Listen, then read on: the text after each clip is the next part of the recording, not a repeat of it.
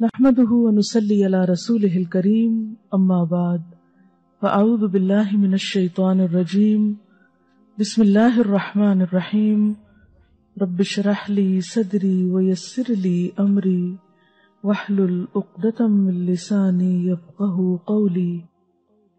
اور اس کا اتنا اجر اور ثواب ہے کہ اگر آپ وقت دیکھیں تو 1.5 منٹ ہے صرف، لیکن اگر آپ اجر دیکھیں تو بے حد و حساب. تو اس لیے پابندی کے ساتھ کوشش کریں اس کو پڑھنے کی، اور گھڑی دیکھ لیں، آپ کا کوئی بڑا وقت نہیں لگے گا. انسان یہ صرف شیطان کا بھلاوا ہوتا ہے کہ انسان یہ نیکی نہ کرے اور اتنا بڑا اجر نہ کمائے.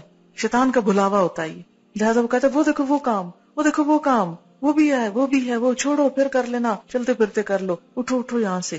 جس طرح قرآن میں آتا ہے فسبح ادبار السجود، سجدوں کے بعد بھی رب کی تسبیح کرو. لہٰذا کیا پڑھتے ہیں 33 دفعہ سبحان اللہ، 33 دفعہ الحمدللہ، 34 مرتبہ اللہ اکبر. کیونکہ نماز کے بعد اللہ کی رحمت متوجہ ہوتی ہے، دعا مانگنے کا وقت ہوتا ہے. کچھ اور جو ہم عربی میں نماز کے اندر نہیں مانگ سکے اب باہر مانگ رہے ہیں، لیکن شیطان کہتا ہے کسی طرح نہ ہی مانگے تو اچھا، محروم ہی اٹھ جائے.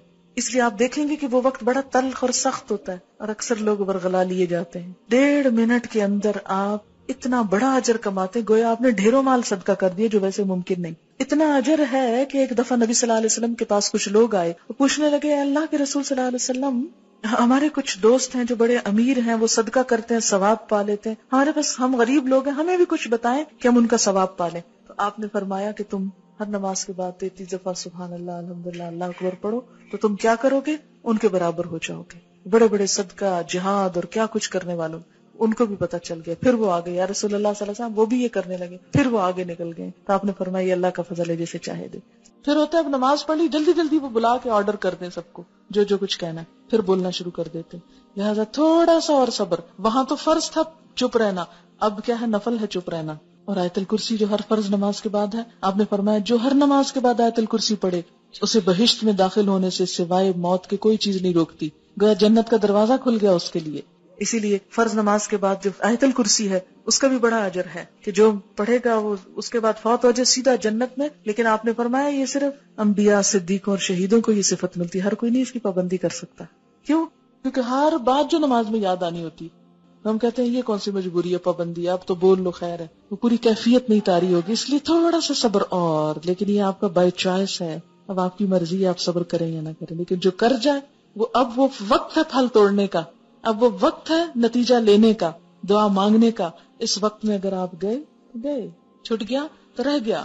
کیونکہ اس وقت انسان کو فیل ہوتا ہے اچھا میں نے اتنی اچھی نہیں نماز پڑھی، کو بہت سیٹسفیکشن نہیں ہوتی. پھر انسان کو کہا سیٹسفائی ہو جاؤ، مانگو اللہ سے اللہ اور اچھی عبادت کی توفیق دے.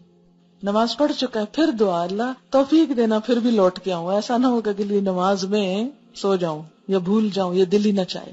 اب دیکھیں کہ اگر ہر نماز کے بعد انسان یہ دعا مانگ لیتا تو ایک طرف سے اپنے آپ کو پھر باندھ لیتا ہے اگلی نماز کو، ورنہ ایک پڑھے گا اور ایک چھوڑ دے گا، ایک پڑھے گا قضا کر جائے گا. تو اس طرح انسان چھوڑ نہیں سکتا.